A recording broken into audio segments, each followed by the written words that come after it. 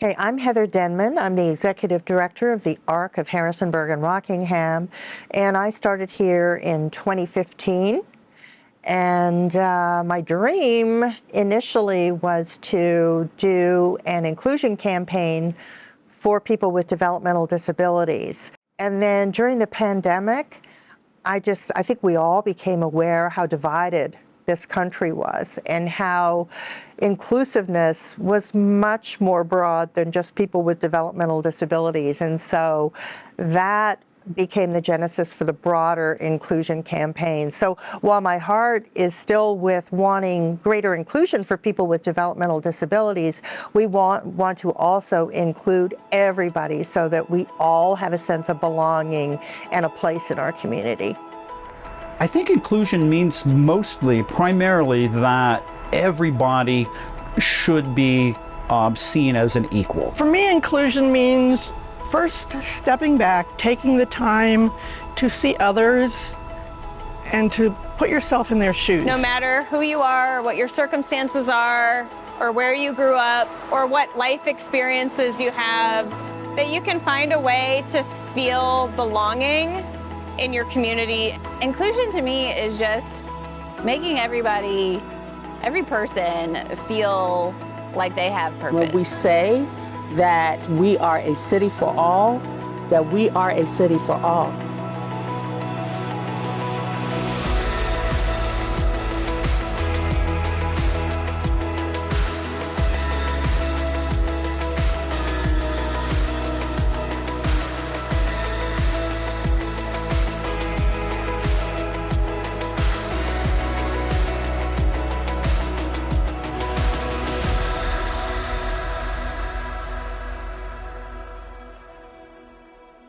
I remember Harrisonburg when it was just white people and black people, and that was it.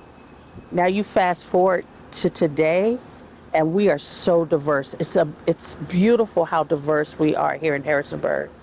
And so these doors throughout the city is kind of telling that story of who we are and how unique we are as a city. And at some point, no matter which door you look at, you might see your story. You might see yourself. I was visiting my daughter who was attending VCU in Richmond at the time, and I saw what I thought was an art exhibit, but which turned out to be a campaign to raise funds for Virginia Supportive Housing, and it was in collaboration with another program in Richmond called Art on Wheels. And there were these fabulous painted doors. And immediately I thought about opening doors, the art of inclusion. Let's do this in Harrisonburg.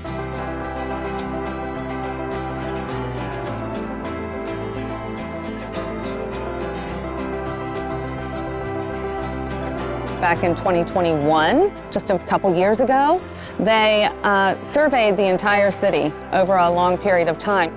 One of the results is that we need more public art, and we need public art that reflects the community. And that's what this project is.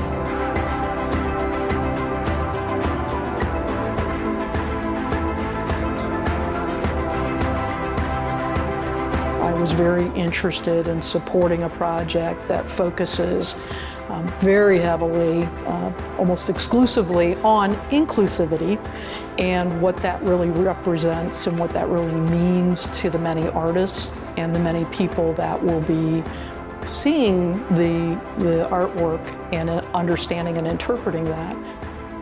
Artists are very mindful and aware of what is going on, politically, environmentally, socially. It's their job. They're keen observers, and they're able to take all of that and put it into art and make amazing statements that reach out to us and bring us all in. So everybody has a little bit of their take on what diversity means to them, and you'll see how each artist appreciated it and approached it from a different perspective.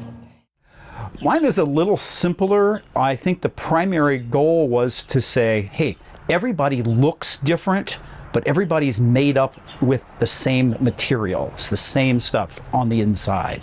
So because it's all metal, but every face is completely different and all the expressions are different, things like that. Hair is different. I try to make it as fun as possible, but the core idea was that we are made of all the same material, but you just look different on the outside.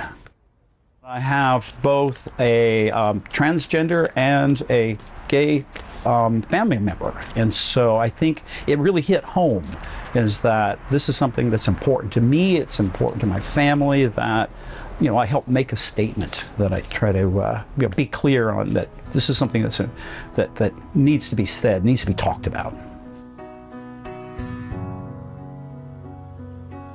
The Opening Doors project was an opportunity to engage other community members with the idea that Opening Doors is about inclusion.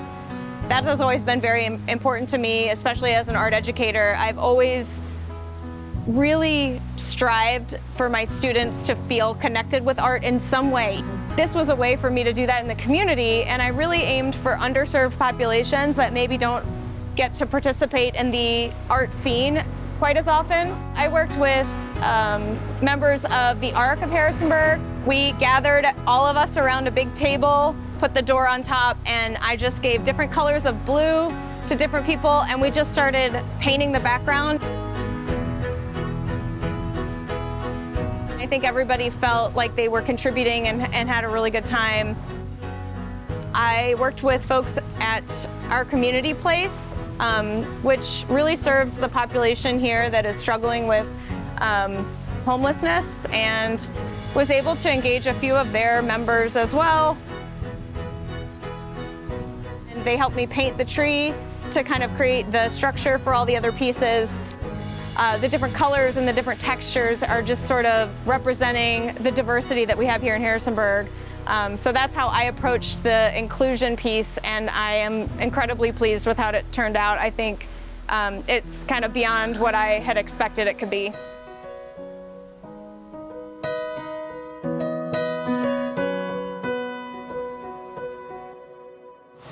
And this beautiful work of art is done by Pat Osberger. It's called Fragrant Tea. So it reads, they speak soft words, the host, the visitor, the fragrant tea. And it's around the theme that tea is something that we can all gather around, and we thought the placement having it right here in front of Heritage Bakery and Cafe was a great place for people to come and enjoy it.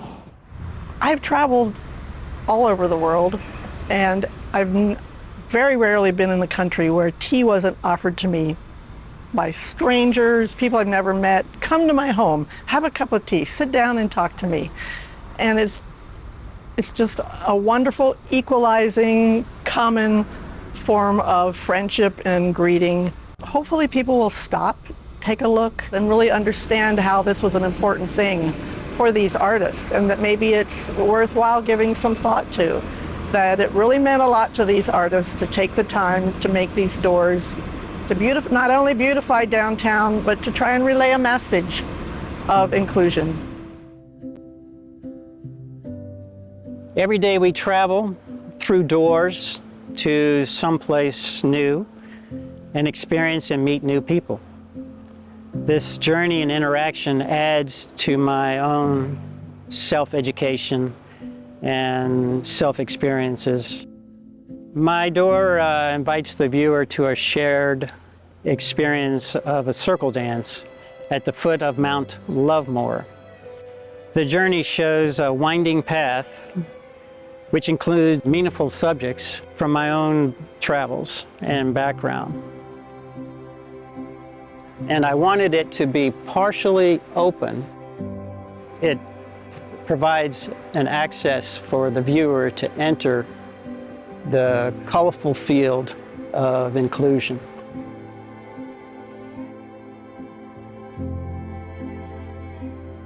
I approached my adapted arts class, which is a class of special needs that range from all kinds of abilities and levels, and asked them, what does it mean to be part of something, to be included?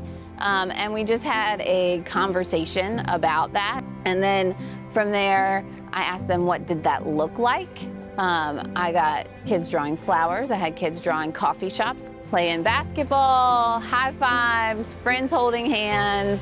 So there's something on that door that came from every individual in my adapted arts class. Even the ones who can't hold a pencil very well, who are nonverbal, who don't walk on their own, we found ways to have them making marks so that we could include their marks on that door. It's not about me as the person. I might have to facilitate a few things or help guide some ideas or help bring it all together into one composition, but it's really about helping them find a voice within the art world, the art community, and just life itself.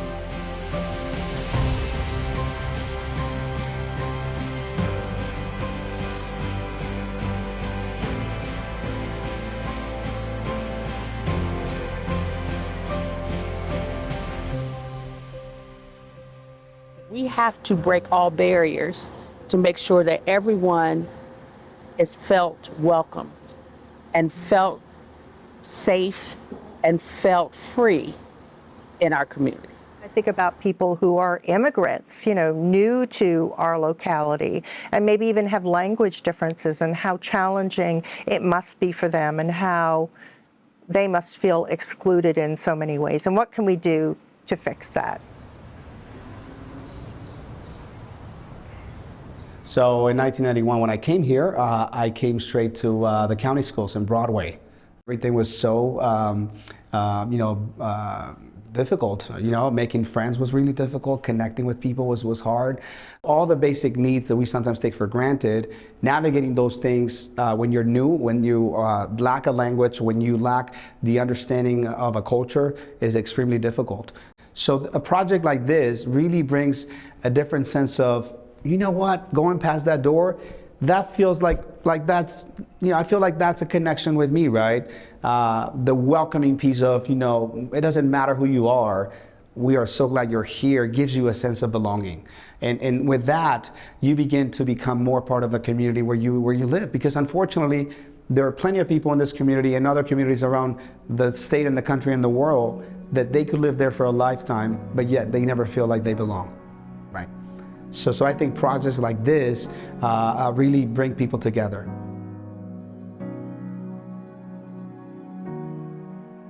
I think there are good people in this community, in this world, who have no idea that they're excluding others. And if they did, they would do something about it. They would remedy the situation. And so I think first we have to be aware that we are excluding folks.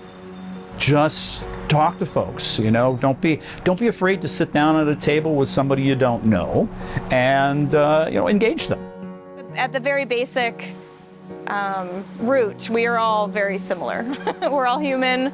We all want to be loved. We all want to be valued. And I think in order to do that, you need to show that to other people and give them an opportunity to contribute.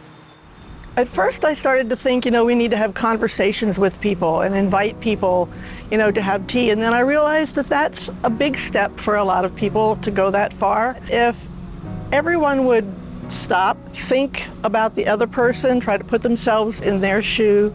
And when you're walking down the street, if you see someone that's not like you, that you don't understand, just at least nod or smile. And that's kind of a first step. Maybe the conversation or the tea will come later, but just to open yourself up to differences and to people, and just a smile. We're all different. We're all going to look different. We're all going to act different. We're all going to believe in different things.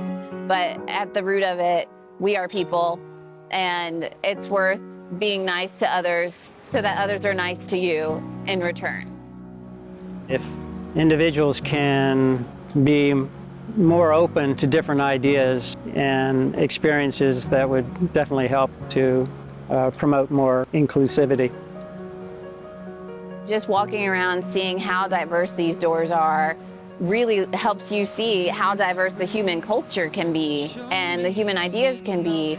And having visual, big projects that lots of people can see is definitely a way that makes people look and question and think and include. I'm so lost here. Confusion is my name. I can't lie to you. Something that should change. Hey love, hey love, hey love, can you feel me now? Hey love, hey love, hey love, can you feel me? I would just say that, we really are collectively stronger when we embrace our differences than when we fight them. If we can get past just tolerating it and find a level of acceptance of it, maybe we can tap in somehow on our differences and be really better citizens, better people, better neighbors. What a beautiful thing to bring these works of art and these perspectives of the artists together and put it out there for the public to consume on whatever level they will. And I'm just grateful we have such a wonderful artistic community here that embraces these opportunities.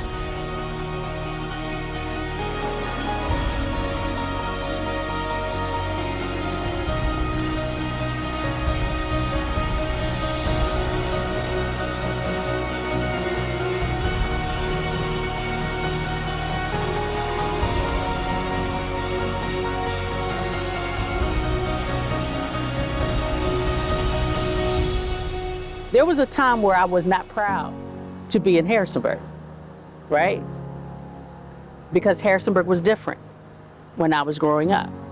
I can tell you that I am so proud and so in love with this city. And it's because we are a welcoming community, and it's because we have 72 different languages spoken here. It's because that when people feel safe here, that people flee from their countries of trauma to come here because they know this is a good place to live and they know that we're going to take care of them. That's what I'm proud about.